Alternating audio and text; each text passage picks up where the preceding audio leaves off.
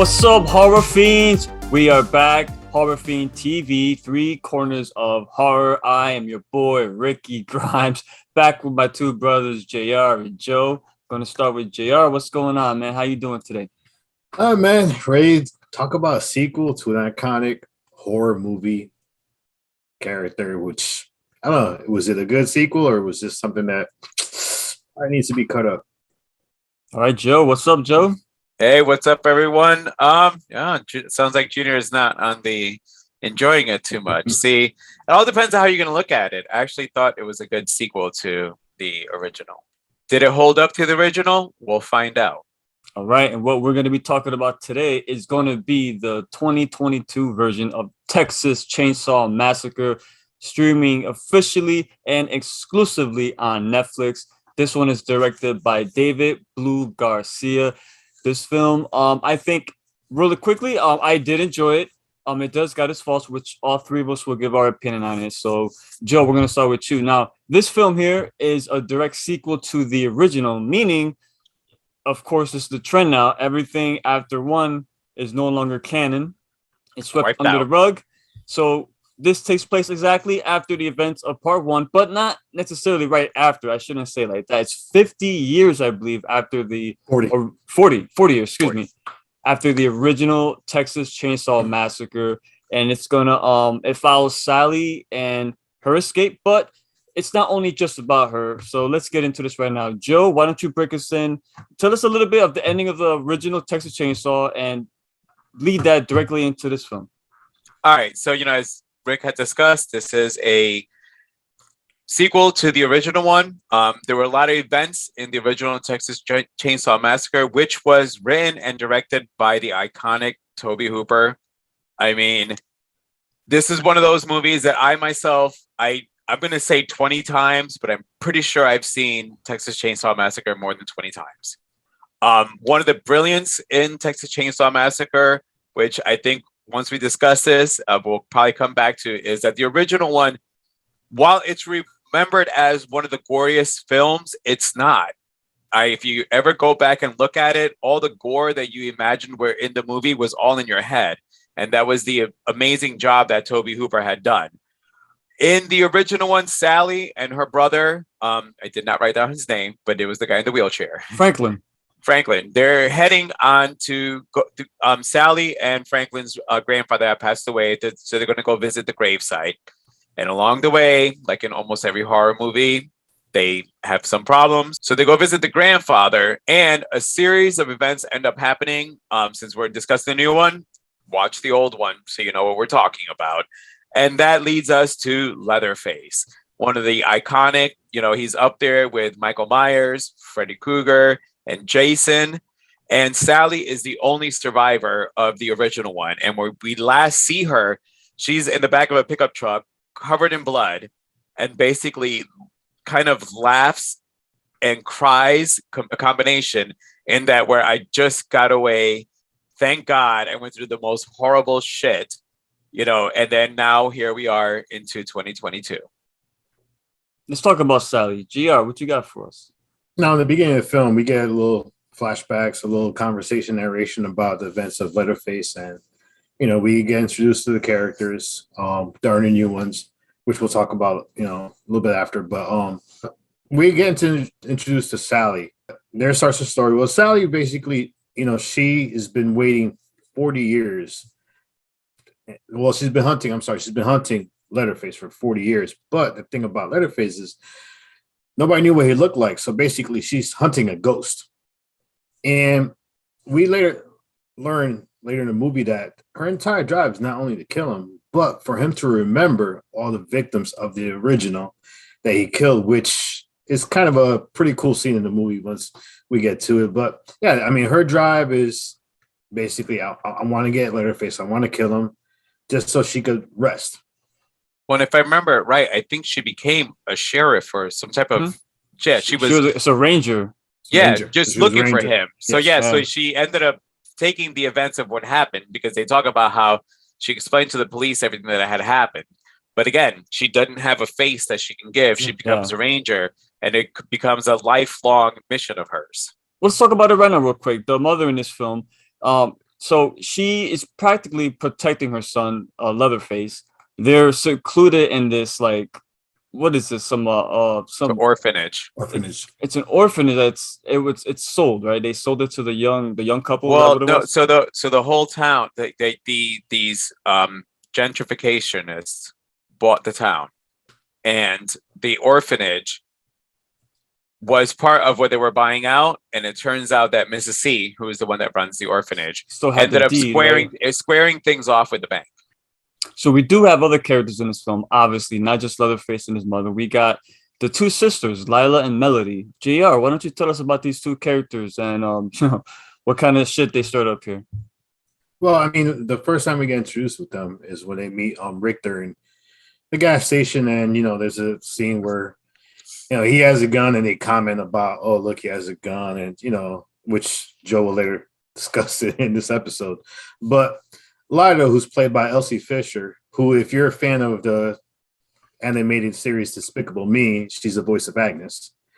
Is she really? She is. I love Despicable Me. She's the voice of Agnes. We learn later on that Lila is a traumatized teen who was actually shot in a school shooting, Stony Brook. I don't know if this. I searched. I wasn't sure if that was a real school they mentioned, but we get a scene where she's traumatized by what happened with her, and then she actually has a bullet hole that we see later on when she's talking to Richter. We're also introduced to her older sister, Melody, who's played by Sarah Yarkin, and she played Andrea Dre Morgan in the horror series Happy Death Day to You. Now, she's with her boyfriend Dante. They're the ones that are basically going to this town of Harlow, and they're meeting basically people who are going to fund the town, rebuild the town. And her character is a little interesting because she is the one who's basically the caretaker of Lila, and she's trying to do her best to basically get Lila away from the traumatized experience, start a new life for them, which Lila ends up being resistant to it. So, Melly's the one that basically, she's the one that goes into the house with Dante, the orphanage.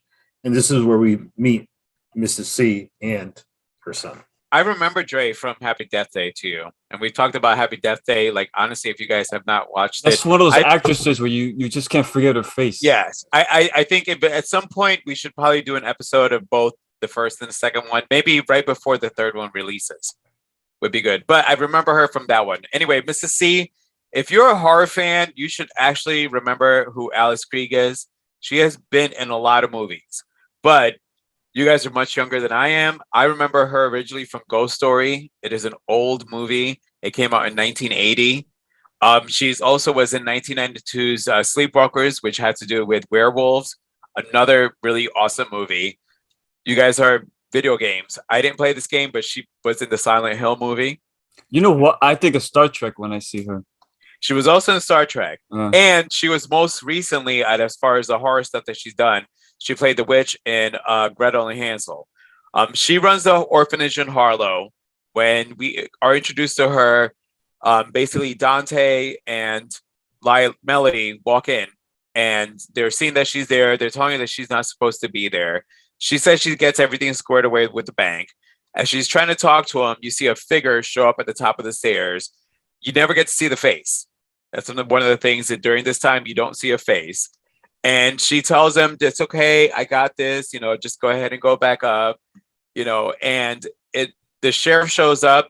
We then lead to what is basically the series of events that lead up into the carnage that's about to come. So Mr. C has a heart attack, and then the sheriff, his deputy, Ruth, all get into this van to take her to the hospital. While they're in the van, Ruth continues to have a heart attack, and eventually she dies. And at this point, the son completely flips out, and the carnage begins in this movie. I love the fact that when everybody was scared that the old lady was going to die because of getting in trouble, but I'm over here thinking if she dies, you're all fucked. Forget legal action. Like, all right, let's get into the meat and potatoes. Pros and cons. Joe, what did you like? What did you not like? Start with whatever you like first. So for me, I did like the score in the movie. I was trying to remember if the theme for Leatherface was something that was used before. I did kind of get a little bit, unfortunately, the feeling of Michael Myers' theme for the new stuff. I was watching this in the guest room. I legit did turn on my lights. There was a couple of scenes once we started getting into it that it's like the claustrophobia in this movie made me like kind of get enveloped in the movie itself. The scene where Melody is under the house and he's with the chainsaw. Yeah, that's good. Like at first watch, I looked at it as just being kind of one of these people you're watching a movie, you just want to nitpick everything. And I'm thinking to myself, go to the side. Second watch, I realized if I were in this situation, I would be freaked out with somebody chasing with a chainsaw. My ass would be, crawling the way she did. I thought the claustrophobia that they done in the movie was really good. The cons for me, so I get that Sally Hardesty, she's a legacy character. They wanted to introduce her into this movie. Marilyn Burns passed away back in 2014, so we couldn't get her back. So they recasted her. On the picture shot, even looking at the picture, I knew it wasn't her. I'm a big fan of the original one that I didn't recognize Sally. So that was like my con for me. It's just a recasting. I get what they were trying to do. My other part is they made the character look haggard, that the toll had been taken on what she'd been trying to do. And unfortunately, this is where this movie is going to, for many fans, it's going to be a problematic because it's going to start comparing it to Halloween, where you got introduced to Laurie Strode being a haggard person for years. This is the toll it's taken on her. And the same thing happened to Sally. The other part, my other con on this movie is that this movie sat there and threw everything but the freaking kitchen sink into it as far as all your social stuff. I can't remember. We discussed this before. Yeah, I'm not you're sure. Right about that. But, You're so, right about okay. that. So Night of the Living Dead, when it was done, it was a message on racism in the United States. He wasn't blatant about it. Even the scenes when it was showing you the zombies being hung, it was, but he wasn't, he didn't go out there and just spew it out for let everybody know this is the message I'm delivering. This movie had cancel culture, racism, environment, generation versus generation, gun rights versus pro and negative gun rights, school shootings. Listen, I'm watching a horror movie to watch young, old people get killed, slayed. I don't need to have anything positive, any social message in there. I agree about that, yeah. And if you're going to put a social message in a movie, pick one or two.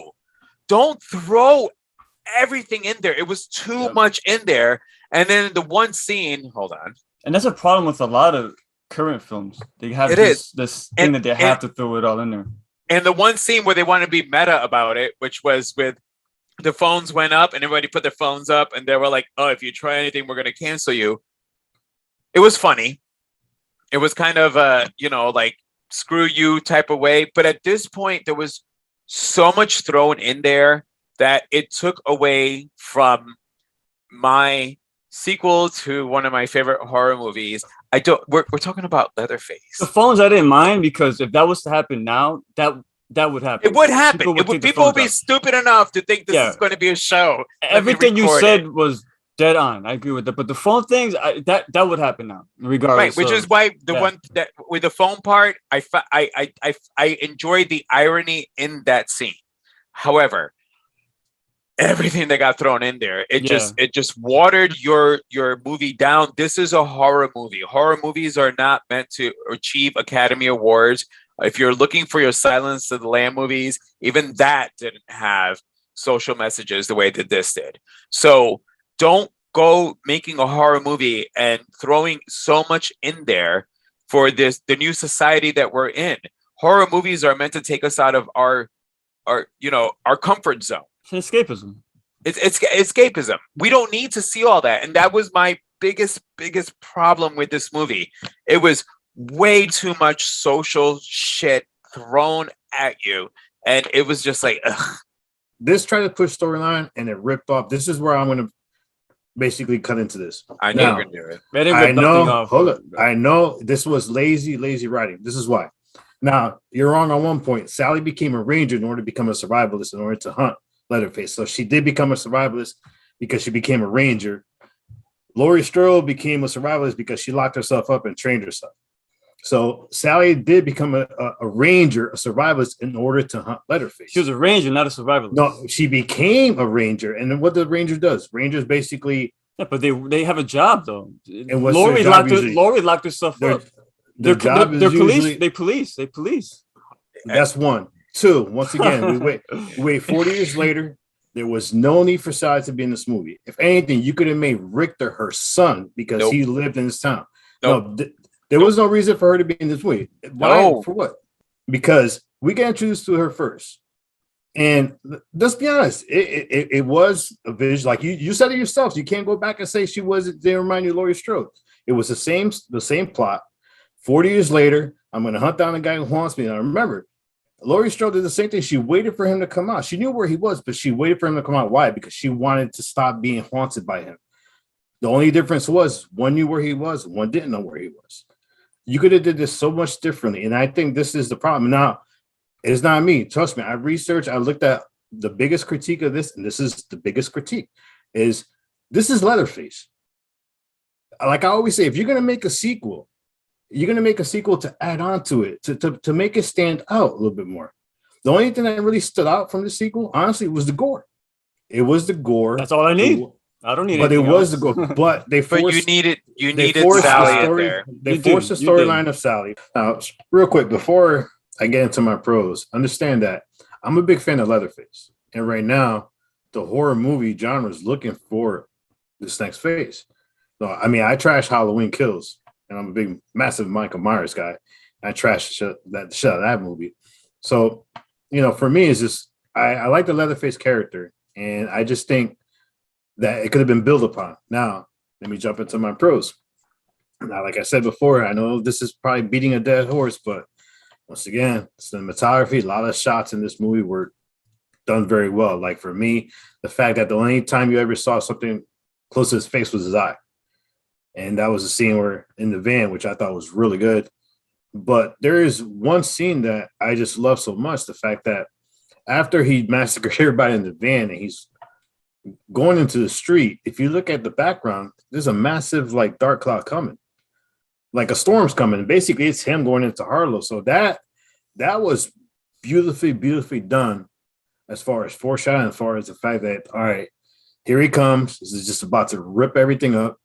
And the fact that, if you look at the scene behind me, the fact that he ripped Mrs. C's face off to put that face on, that was awesome because you expected him to take somebody, the deputies, or even, Ruth's character. And the fact that he took her face and then prepped her up against sitting down for her to be discovered later. I mean, listen, this movie, as far as the gore, was a homage to the original, but it took it to the next level.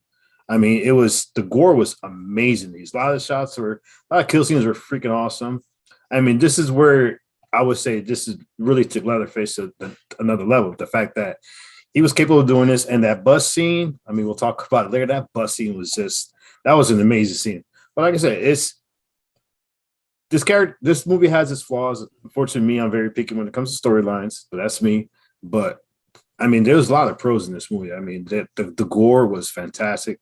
Cinematography was fantastic. And hey, it was Leatherface. Well, you mentioned cinematography in there. We're beating up on the dead horse. Yes, this had good cinematography, but this was a good slasher flick. There's a difference when you have good cinematography and it's not a good combination. And this one had it. This movie didn't rely on its cinematography to deliver its horror the same way some of the other ones have done before. This had great shots, great kills. It was a great slasher flick. The original one was not as gory. The gore in this one was brilliant. JR, what's your favorite kill in the film? Two scenes. I'm gonna go back to the bus scene. I mean, yes, he's killing everybody, but the fact that young lady I'm sorry, you have a window open, you jumping out. Yeah, that was good. I mean, you're going full force. The fact that she break a window time to jump out, but the window was open. She moved it. It took her forever to figure that out too, Oh right? my god! And then the fact that he basically sawed her in half, great scene. Now this is one scene that kills me. Only the fact that because she survived, how she survived, I don't fucking know. But when he took Sally, stabbed her, impaled her with the saw, chainsaw turned it on and lifted her up, and her body's shaking like crazy. I she should have been dead. That was a great scene to just kill her off because the fact that he's holding her up, her body's just shaking. You have all the blood just going all over his face. That was a great. What should have been a kill scene. The Texas Chainsaw Massacre 2 was so comical. Maybe this is somewhere in between. I'm not sure. It didn't. There was an in between. I mean, it didn't give off those vibes, but that particular scene kind of did, where she should have been dead. But I think what he mentioned, where they needed to give her like a heroic moment, and which she should have did it beforehand, and that should have been the final scene there. Yeah. How about you, Joe? What you like? What's your favorite? Me, my first one is Dante. When Dante gets killed, if you watch the original one, Kirk is the first one to get it, and when Kirk gets it, it's basically he gets hit with the hammer. Yeah, he gets hit with the mallet, and the door shuts. That's still my favorite kill of all time in Texas. Right, everything that you've imagined in your head took place when that door shut. It didn't show it. So when this movie did it, when he went to grab Kirk, you see, Dante, Leatherface gets Dante, and he shows up from behind, and he goes to get him. Dante runs out. Leatherface grabs him, pulls him in. The door swings closed, and then it opens, and then you see them. You see him with the hatchet going with the cleaver going up, and before he goes down, the door closes again. That for me was an homage to Kirk's death, because you did see him get hit, but he was still alive, so you didn't see him get killed. So that was my favorite scene. It was a complete throwback to the original one, and at the end, when Melody gets killed, you see them, because again, it's one of those little moments. I think what they were trying to show was putting your car on automatic drive can lead to death, because literally she gets yoked out of the car, and then he grabs her, chops her head off, and then he starts flailing the chainsaw crazy. That's the best way part he did at the end of the original one. Because when Sally got away from him, when he was pissed off, he was flailing the chainsaw around because he lost. So he won in this time because he ended up killing Melody and, flailed it around. But the comparison from the first one where he did that action, he lost. In this one, he won. So those are my two favorite kills, Dante and Melody. And I'm surprised you didn't like the scene where he broke the dude's arm and killed him with his own bone. Oh my God! No, that's why. Nobody mentioned it. Well, that's when I was saying, when I mentioned on my part, let the carnage begin, because the carnage began when he snapped his arm and then just used the bone. That was when my little part of throwing in there was let the carnage begin, because that is exactly when it started, when he bent his fucking arm and just used his bone to stab into him. That's when it got crazy. All the influencers and all those yuppies and all those dummies on the bus, as over the top and cartoony as it was, it kind of brings it down a bit, but it's just so satisfying though. Like JR, closing thoughts. What you got for us? Like, what's your score on this film? What do you rate it? All right, so for me, I know I'm gonna probably be the kind of lower part of the totem pole, but like I said before, I wanted to. This is Leatherface. Leatherface, the gore presented him won this movie. The storyline kind of, like I said, the whole Halloween comparison kind of brought it down for me. Like I wanted to score this high, but I'm going to score it at 3.5. If they would have shied away from that, I would have gave it a higher score, because like I said, the gore is good.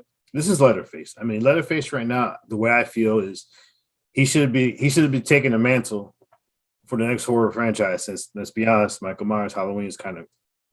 So this is why I wanted Leatherface to step up. The fact that they kind of went that route a little bit kind of killed it for me. But like I said, it's 3.5. It's a good gore slasher movie. If you want to ignore what I say, just watch it for what it is. But yeah, I mean, it's definitely a must see. I will not. It's definitely a must see. Joe. Well, for me, I'm gonna actually probably from here on out, going to start using a little bit mathematical as far as I'm going to start rating movies. So if we're going to go from a 5 from the beginning, their first knockoff and the biggest plot hole this movie has is the Mrs. C character. Because when the movie ends with the first movie, he's got his grandfather, his brother, his whole family's still alive. So how did he end up in an orphanage? Because the family didn't get killed off. He was a grown-ass adult at this point. Who was left in his family? His brother was still everybody was still Wait, alive. His brother, which one? His brother was a hitchhiker. The crazy ass dude. No, he got run crazy over. guy? He got run over. No, there was somebody else that got run over. No, the guy remember he chasing the guy with the knife, and then the big fat guy in the truck rolled him over. So even still, he still had family that was still alive. Yeah, nonetheless. Yeah. So why did he end up in an orphanage? That's why I was confused. I don't understand. So right there, I'm gonna knock half a point on there. The other half a point you're gonna knocked off on is the legacy character that you want to bring in. I get you want to add some gravitas to the character, to the storyline. However, the way it was handled, it was not done great, and I do completely understand you got to work with the fact that the original person has passed away. So it's not like you could have brought in Jamie Lee Curtis the way it was brought in for Halloween. So for me, actually, truthfully, I actually really fucking love this movie. I watched it twice. I went into it both nitpicking both times and still enjoyed it, even with my nitpickingness. So I'm going to give this a 4 because overall gore factor was there. Did it need to deliver that gore factor? No, because the original one didn't. However, we're in new times. We all want to see the gore. We all want to see those kills. So it delivered on that. Did it add to the Leatherface mythos? Yes, it did. My only flaw on it was the Mrs. C character, because again, there was no reason for Leatherface to have ended up in an orphanage. So that's my Grand Canyon plot hole that this movie has. Other than that, if I didn't know that part ahead of time, as a whole, love the movie. It's a 4 for me. It's campy, cheesy, B-movie type violence in it. A lot of the plot hole and the comparisons are there. See, I'm not denying they're not there. They don't bother me as much as say like JR would, for example. I can overlook it because of the type of film it is. Cool. Well, see, my original score was 3.5. I think it's not the greatest movie. I loved the hell out of it because I had fun with it. I had fun. I can overlook flaws, but the flaws are there.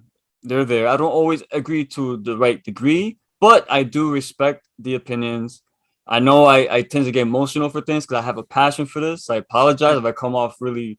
We all do. But overall, I enjoyed the film. It's a movie I probably would watch again. And the characters were kind of flat, but they were not annoying, which that's a plus for me. I hate annoying characters. I'd rather have boring characters than annoying characters because at least they get killed off in good ways. One gag I did laugh at was when they were recording on the cell phone, streaming it, and they had that one comment. This looks so fake, all the time. People do be saying it's the times. I know. It's just sad. The guy's getting ripped apart. All right. Anyway, guys, thank you for joining us on 3 Corners of Horror, brought to you by Horror Fiend TV. I'm Ricky Grimes. We got JR and Joe. Please smash that like button, hit subscribe, and share this video with all your family and friends. Come back for the next one, and remember, stay scared. Peace. Hey, you know what? I changed my mind, actually. I'll move here with you. Fuck off.